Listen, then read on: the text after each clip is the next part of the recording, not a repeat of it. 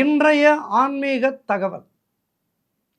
நம் எல்லோருக்குமே பணம் என்பது இன்றியமையாததாக இருக்கின்றது. வாழ்க்கையில் எந்த ஒரு செயலை செய்வதற்கும் பணம் என்பது மிக மிக முக்கியமான ஒரு தேவை. ஆனால் பலர் வாழ்க்கையிலே நிறைய உழைத்தும் பணத்துக்கு கஷ்டப்படுகின்றவர்கள் இருக்கின்றார்கள். இந்த கட்டத்தை எப்படி போக்குவது? பணக்கட்டம் தீர வேண்டும். அவரவர்களுக்கு அவரவர்களுடைய உழைப்புக்கேற்ற ஊதியம் கிடைக்க வேண்டும்.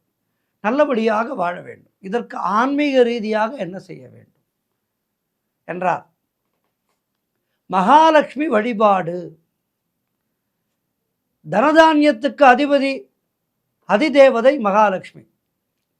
இந்த மகாலட்சுமியினுடைய கிருபா கடாட்சத்தால் தான், மகாலட்சுமியினுடைய உத்தரவால் தான் குபேரன் நமக்கு பொருளை வழங்குகின்றார். ஆகவே மகாலட்சுமியினுடைய பரிபூர்ணமான கருணை இருந்தால்தான் நமக்கு குபேரனிடத்திலிருந்து செல்வம் கிடைக்கும். ஆகவே ஒவ்வொரு வெள்ளிக்கிழமையும் தவறாமல் மகாலட்சுமி வழிபாடு செய்ய வேண்டும். மகாலட்சுமியை எப்படி வழிபாடு செய்வது? முதல் நாள் வியாழக்கிழமையே நம்முடைய இல்லத்தினுடைய பூஜை அறையை அழகாக சுத்தம் செய்து வைத்துக் கொள்ள வேண்டும். பூஜை அறையை நன்கு சுத்தம் செய்து நம்முடைய அந்த தெய்வ படங்களை எல்லாம் கழற்றி அழகாக துடைத்து சந்தனம் குங்குமம் வைத்து பளிச்சென்று வைக்க வேண்டும். ஒருவருடைய இல்லத்திற்கு நாம் போகின்றோம் என்றால் அந்த இல்லமானது சுத்தமாக இருந்தால்தான் அங்கே நம்மால் இருக்க முடியும். இல்லம் சுத்தமாக இல்லாமல் இருந்தால் அந்த இடத்திலே நாம் என்ன செய்வோம்? உடனடியாக புறப்பட்டு வந்து விடுவோம். வீடு நன்றாகவே இல்லை என்று. ஆக பிறந்து இறக்கின்ற மனிதனான நமக்கே இப்படி என்றால் தெய்வம், அந்த தெய்வம் வந்து நம்முடைய வீட்டிலே வாசம் செய்ய வேண்டும் என்றால் அந்த இல்லத்தை நாம் எப்படி வைத்துக் கொள்ள வேண்டும்? ஆகவே பூஜை அறையை நன்கு சுத்தமாக வைத்துக்கொண்டு பூஜைக்கு வேண்டிய ஏற்பாடுகளை எல்லாம் செய்ய வேண்டும். முதல் நாளே செய்து வைத்துக் கொள்ள வேண்டும்.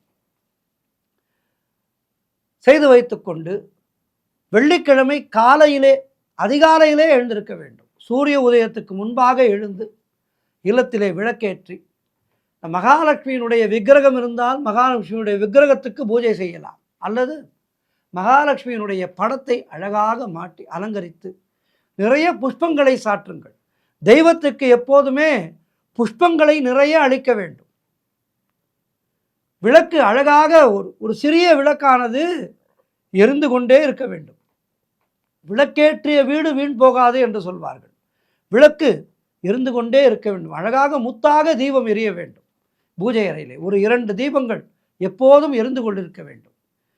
இந்த பூஜைக்கு அழகாக குத்து விளக்குகளை ஏற்பாடு செய்து அந்த குத்து விளக்கிலே நிறைய நெய் விட்டு தீபத்தை ஏற்றி மகாலட்சுமி அஷ்டகம், நமஸ்தேஸ்து மகாமாயே ஸ்ரீபீடே சுரபூஜிதே, இதனை பாடி அஷ்டலட்சுமிகளை அழைக்க வேண்டும். இந்த அஷ்டலட்சுமிகளுடைய கருணையானது நம்முடைய இல்லத்துக்கு வந்து விட்டால் நமக்கு நல்ல ஆரோக்கியம் கிடைக்கும், நல்ல ஞானம் கிடைக்கும். இல்லாமை என்பது இல்லாமல் போகும். அப்படி இல்லாமை என்பது இல்லாமல் போக வேண்டும் என்றால் மகாலட்சுமி எங்கு இருக்கின்றாளோ அங்கு பெருமாள் இருப்பார். ஆகவே லக்ஷ்மியை அழைத்து விட்டால் நாம் பெருமாளையும் அழைத்து விடலாம். பெருமாள் வந்து விட்டால் அங்கு ருத்ரனும் வந்து விடுவார். ருத்ரன் வருகின்ற இடத்திலே பிரம்மாவும் கலைவாணியும் வந்து விடுவார்கள். ஆகவே இப்படிப்பட்ட அற்புதமான விளக்கு பூஜை, திருவிளக்கிலே லக்ஷ்மியை நாம் ஆவாகனம் செய்கின்றோம். அந்த லக்ஷ்மியை நாம் திருவிளக்கிலே ஆவாகனம் செய்து வைத்துவிட்டு முதலிலே விநாயகர் பூஜையை முடித்துவிட்டு அதன் பிறகு மகாலட்சுமிக்கான இந்த பூஜையை துவங்க வேண்டும். மகாலட்சுமி அஷ்டகம், மகாலட்சுமிக்கான ஸ்தோத்திரங்களை எல்லாம் பாடி பிறகு உங்களால் முடிந்தால் மகாலட்சுமிக்கு சகஸ்ரநாமம் செய்யலாம். அல்லது மகாலட்சுமிக்கு ஒரு 108 போற்றி, ஓம் மகாலட்சுமியை போற்றி, ஓம் தனலட்சுமியை போற்றி, ஓம் தானியலட்சுமியை போற்றி என தூய தமிழிலேயே செய்யுங்கள், தவறே இல்லை. உங்களுக்கு தமிழ்தான் தெரியும் என்றால் தமிழிலேயே செய்யலாம்.